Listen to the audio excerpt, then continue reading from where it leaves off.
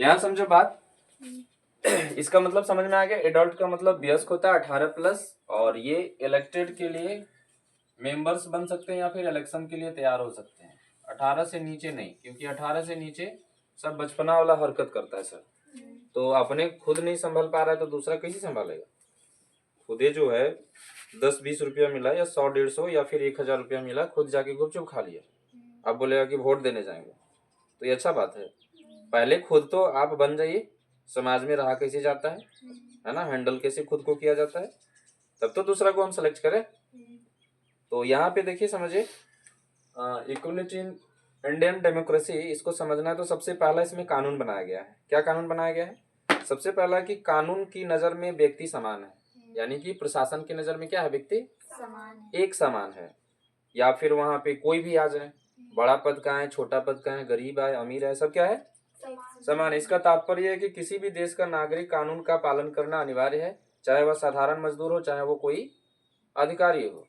ये बात बताए ना अभी, पहला नंबर। दूसरा नंबर है कि सभी को सार्वजनिक स्थानों पर जाने की स्वतंत्रता है। सार्वजनिक स्थान में कौन कौन आएगा, तुम लोग बताएगी? मंदिर, स्कूल। मंदिर आ जाएगा सार्वजनिक। सार्वजनिक का मतलब समझो कि जो सब कोई जा सकता है, वहां पे किसी का रोक टोक नहीं है। तो मंदिर में सब कोई जाता है, मस्जिद में भी सब कोई जाता है, यानी अपना धर्म का। उसके बाद चर्च में भी सब कोई जाता है, उसके बाद स्कूल में भी सब कोई जाता है, उसके बाद फिर सामुदायिक भवन में भी सब कोई जाता है, जाता है। उसके बाद ये हॉस्पिटल्स सरकारी वाला, और बताओ, उसके बाद बताए ये स्वास्थ्य विभाग का ये क्या है, आंगनबाड़ी। उसके बाद एक और जिसका नाम क्या है, जिसको बोलते हैं हम लोग इस तरीका से सरकारी विभाग में बहुत सारा चीजें जो सार्वजनिक है। सार्वजनिक का मतलब, अच्छा हम किसी को बता दें कि एक फील्ड है जिसको हम लोग मैदान कहते हैं, तो वहां भी तो वो सार्वजनिक है कि नहीं है? हाँ। अच्छा कोई चौक चौराहा है तो किसी एक का है क्या? नहीं। ऐसा बहुत सारा चीज है, आप इसको लिख लीजिएगा, हम भेज देंगे आप लोग में। तो यहाँ समझ लीजिए। दूसरा क्या है कि ये खेल का मैदान, होटल भी सार्वजनिक है सबका। होटल है ना, कि विनीत होटल दिया खाली वह खाएगा, कोई भी जाके खा सकता है पैसा दे करके। हाँ। उसके बाद है दुकान, बाजार। ये देखो इतना सार्वजनिक चीज इसको बोलते हैं। अगर सार्वजनिक का उदाहरण पूछे हम तो ये बता सकते हैं हम, बाजार भी क्या सार्वजनिक है कि नहीं है? किसी एक का तो है नहीं। उसके बाद फिर क्या चीज होता है, किसी को यहाँ पे रोका नहीं जा सकता है। हर व्यक्ति सार्वजनिक कुआं और सड़क भी यूज कर सकता है। सार्वजनिक कुआं भी होता है और सड़क भी किसी एक का होता है क्या? नहीं। लेकिन देखो, सड़क में किसी का एक्सीडेंट हो जाए तो सीधा सबसे पहले ये बात बोलेगा, तुम्हारा पिताजी की सड़क है, वो बोलेगा मेरा है, और लड़े लगेगा। इसलिए समझदार आदमी क्या करता है कि नहीं भैया गलती मेरा है, आप चल जाइए, झगड़ा खत्म। अन्य तो दोनों का दोनों जो है विस्फोट, तो खुद ही विस्फोट करेगा वहां, वो उसका गाड़ी तोड़ेगा, इसका गाड़ी तोड़ेगा, दोनों पिटा के चल जाएगा घर पे। करना क्या था, हाँ हॉस्पिटल ना, उसके बाद घर, पुलिस। हाँ देखो कहाँ कहाँ चल जाएगा। तो करना क्या था वहां पे कि जो समझ नहीं रहा उसको माफी मांग लो। अगर सबसे पहला काम करना है, अगर बचना है उन लोग से, तो कि मान लो कि जैसे कोई लड़ाई करने आ रहा है और हम भी इधर से हैं, तो उसको सबसे पहले रोक के ये पूछो मारने का है आ रहा है, क्या प्रॉब्लम है तुमको, है ना। और अगर ज्यादा ताकतवर वाला है तो 2-4 को इधर से भी बुला लो, बोले कि पहले रोको उसको, पूछते हैं प्रॉब्लम क्या है, हाउ आर यू पूछ ले ना। तो बोलेगा ये प्रॉब्लम है इसलिए मारने जा रहे हैं। बोलो कि माफी मांगते हैं, गलती हो गया सर, आप बड़ी समझदार इंसान है, आप बड़ी ताकतवर हैं, हम कमजोर है, जाइए ना, सिंघाड़ा उंघाड़ा खाइएगा। बोलेगा नहीं तो फिर जाइएगा, माफी मांग लो। मूर्ख आदमी से और क्या बोलते हैं कि ज्यादा बहस करने वाला आदमी से मुंह नहीं लगना चाहिए। नहीं तो समझदार व्यक्ति अगर बात करेगा ना तो गधा के साथ गधा बन जाएगा। बात समझ में आया? हाँ तो ये चीजें हैं। उसके बाद है अस्पृश्यता को दंडनीय अपराध माना गया है। अस्पृश्यता का मतलब क्या होता है, ये अनुच्छेद 17 में बताया गया। जब आप सिविक्स पढ़िएगा बढ़िया से, ग्रेजुएशन या फिर 12th में, तो वहां पे बताया गया अनुच्छेद 17 में अस्पृश्यता का सिद्धांत मतलब छुआछूत का बीमारी खत्म। जैसे पहले क्या होता था, डॉक्टर भीमराव अम्बेडकर को अच्छा से पढ़ा नहीं दिया जा रहा था, यानी कि कोई बच्चा उनके साथ सट नहीं रहा था, छुआछूत का बीमारी था, मतलब तुम नीच जाति का, हम उच्च जाति का, सामने नहीं आएगा, ऐसा मतलब था व्यवस्था वहां पे। समझ में आया? उसके बाद क्या था यहाँ पे कि वर्तमान में यह कहीं भी देखने को नहीं मिलता है, इसका पूर्ण जो उन्मूलन हो गया है। कोई भी आदमी यहाँ पे कमजोर है नहीं, हम लोग बना के इनको अलग अलग विस्तार से हम लोग अलग अलग चीज बता दिए हैं। तो डॉक्टर भीमराव अंबेडकर को ये चीज खराब लगा, अभी उन्हीं का एंट्री होने वाला है, ठीक है। डॉक्टर भीमराव अंबेडकर ये चीज खराब लगा, डायरेक्ट जब जाते थे यहाँ पे पढ़ने के लिए अपना टाइम में, तो डायरेक्ट टीचर बोलते थे, टीचर्स का हम ये गलती हम नहीं बोलते हैं, लेकिन बोलते थे उनको कि पढ़ के करेगा क्या, तुम तो नीच जाति का है, पढ़ के क्या करेगा। इनको खराब लगा, अंदर से जो होता है ना एटीट्यूड वाला भाव ही खराब लगता है किसी किसी का। तो क्या किए, सबसे पहले इनका कहानी हम पहले बाद में बताएंगे, पहले ये कंप्लीट मारते हैं। सार्वजनिक रोजगार में सभी व्यक्तियों को समान अवसर प्राप्त होता है। जैसे मान लो किसी का वैकेंसी निकलता है कोई चीज का, तो कोई जरूरी थोड़े ना है कि यहाँ पे कोई भी एक जाति का भरेगा खाली, ऐसा है क्या? यहाँ पे ये भी बांट दिया है, तुम लोग को जानकारी के लिए बता दे, तो वैकेंसी निकलेगा, मान लो कि 1 लाख, कितना, 1 लाख। तो इसमें सब बांट दिया, जनरल के लिए इतना, ओबीसी के लिए इतना, एससी के लिए इतना, एसटी के लिए इतना, और ईडब्ल्यूएस के लिए इतना। ये दोनों तुम्हारा इतने आ जाएगा, इसी में आ जाएगा। ईडब्ल्यूएस का मतलब होता है जनरल, सभी जनरल अमीर नहीं होते हैं, सभी जनरल अमीर होते हैं क्या? जनरल में हम लोग आ गए, और ये क्या बोलते हैं कि सिंह जी आ गए, राय जी आ गए, ये सब आते हैं, तो सभी नहीं होते हैं, सभी अमीर होते हैं क्या? सभी रांची का घर थोड़े रहता है, किसी किसी का झोपड़ी का भी घर होता है, तो उसको एक बनाना पड़ता है। ये ईडब्ल्यूएस, इसका फुल फॉर्म होता है इकोनॉमिकली वीकर सेक्शन। क्या होता है, लिख दें, इकोनॉमिकली वीकर, वीकर मतलब कमजोर, सेक्शन। तो ये एगो सर्टिफिकेट बनाना पड़ेगा और सरकार को देना होगा कि सर हम देखिए गरीब है, झोपड़ी है, चावल दीजिए, राशन से खाएंगे, वह बढ़िया से जिएंगे। लेकिन ये जो है जनरल, ये अगर लगता है कि हम ठीक हैं तो नहीं बनाएगा, ईडब्ल्यूएस क्यों बनाएंगे हम सर्टिफिकेट, लेकिन जिसको जरूरत है वो बना लेता है, ठीक है। आगे हम लोग चलते हैं, तो इसमें पता चलेगा कि अलग अलग योजना और अलग अलग कार्यक्रम जो है समानता यहाँ पे प्राप्त किया जाता है। जैसे मान लेते हैं स्कूल का मध्याह्न भोजन, क्या बात हुआ, तो ये पान के आओ अंदर से, प्रॉब्लम्स खत्म नहीं होगा कभी। 2 बजे गर्म लग रहा है, ये बजे ठंडा लग रहा है, कौन सा मौसम चल रहा पता ही नहीं। हाँ पता नहीं चल रहा, हमको भी सुबह सुबह ये हाथ ठंडा लग रहा था आने से मेरे। तो यहाँ समझ लो ज्यादा नहीं ना लग रहा है, नहीं तो अभी बंद करेंगे सीधा वहां बैठाएंगे, हाँ ठीक है।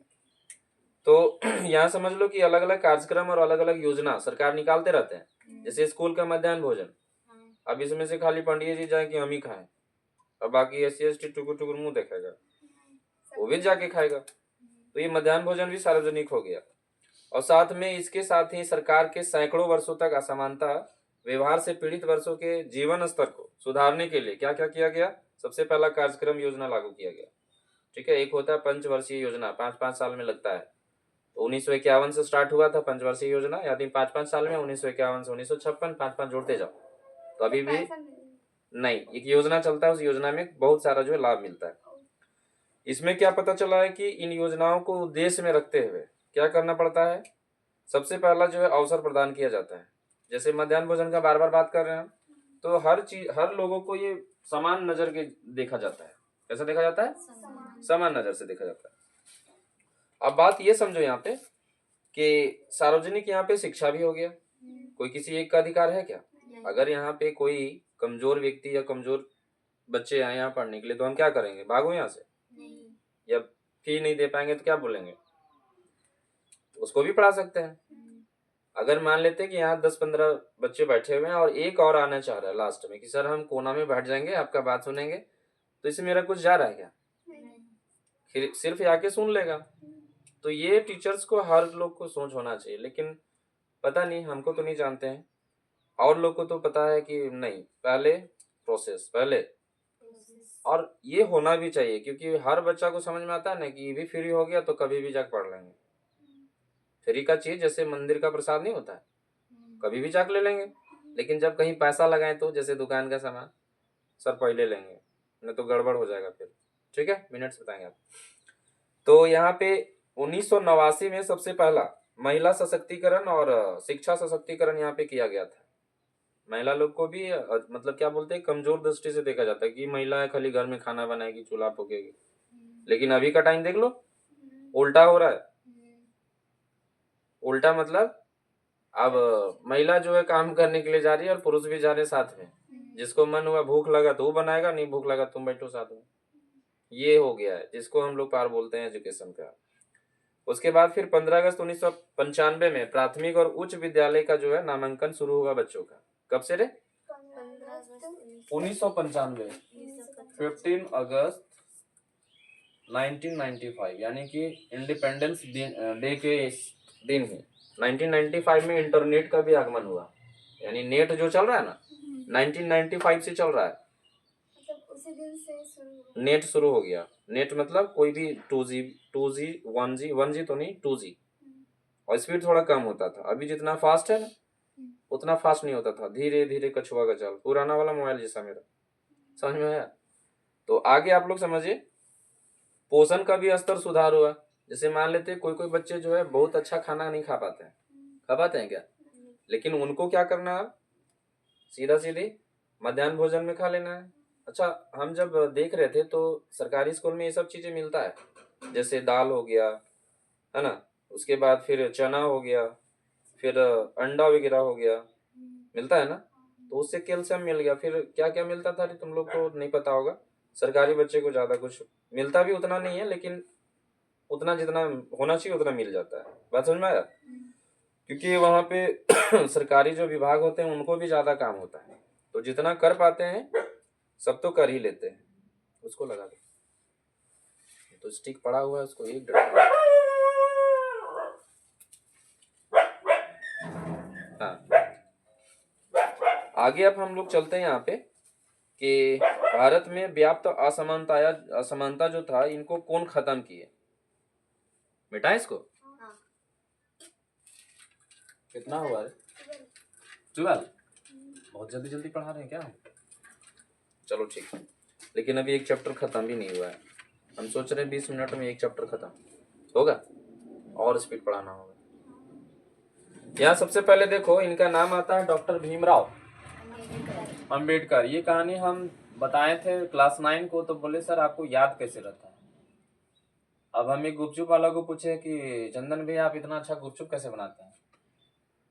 अब तुम लोग का आंसर मिल गया क्या? कि उनका रोज का काम है। रोज का काम है, और मेरा भी क्या है? रोज का काम। और तुम लोग का भी क्या है? रोज का काम। अंतर सिर्फ ये है कि तुम लोग सब सब्जेक्ट पढ़ रही है और हम केवल 1-2 सब्जेक्ट को यहाँ पे पढ़ा रहे हैं। समझ में आ गया? नॉलेज तो सभी के पास होता है। अब बात समझिए कि अपने आत्मसम्मान को दांव पर लगा करके, देखिए डॉक्टर भीमराव अम्बेडकर बोल रहे हैं, और क्या बोल रहे हैं जरा समझो। इसीलिए हमको लगता है कि इतना बड़ा कॉन्स्टिट्यूशन बना दी जो हर रोज हम लोग स्कूल में बोलते हैं। देखिए क्या बोल रहे हैं, अपने आत्मसम्मान को दांव पर लगाकर जीवित रहना अशोभनीय है। आत्मसम्मान मतलब अपना वैल्यू।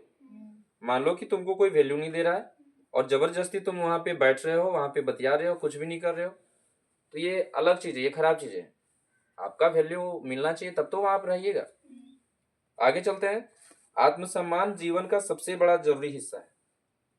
आत्मसम्मान क्या है? जीवन का सबसे बड़ा जरूरी हिस्सा। अगर वैल्यू नहीं मिल रहा त्याग दो, चाहे अपना घर क्यों ना हो। एक समय ऐसा, हाँ सही बता रहे हैं हम जहाँ पे अपना घर में रहते हैं, तो अगर मान लो कोई बड़ा बड़ा आदमी आ गया, बड़ा बड़ा मतलब गेस्ट वगैरह आ गए, बड़ा बड़ा मतलब वो सब आदमी नहीं, गेस्ट वगैरह आ गए, तो हम घर के सबसे छोटे हैं, एक मेरी छोटी बहन, तो बड़का बड़का सब बतियाता है तो फिर हम निकल जाते हैं। बतिया तो लोग बड़ा, हम छोटा, जो को हमको सुनेगा हम उसको सुनेंगे। बात समझ में आया? इसको वैल्यूज कहते हैं। हर किसी को वैल्यू चाहिए। अभी जो डॉग बाबा किया तो उसको भी वैल्यू चाहिए, अन्य तो घर से अगर रोज पिटा है वो नदी भाग जाएगा। बोलेगा रोज हम यहाँ पे पहरेदारी कर रहे हैं, हमको पीट रहा है, छोड़ो घर को। सबको वैल्यू चाहिए, चाहे कोई छोटा सा जीव हो या फिर बड़ा सा जानवर। तो ये कौन बोल रहा है? डॉक्टर भीमराव अम्बेडकर बोल रहे हैं। और यही एटीट्यूड हमको लगता है कॉन्स्टिट्यूशन बनाने में इसको हम सहायता किया है।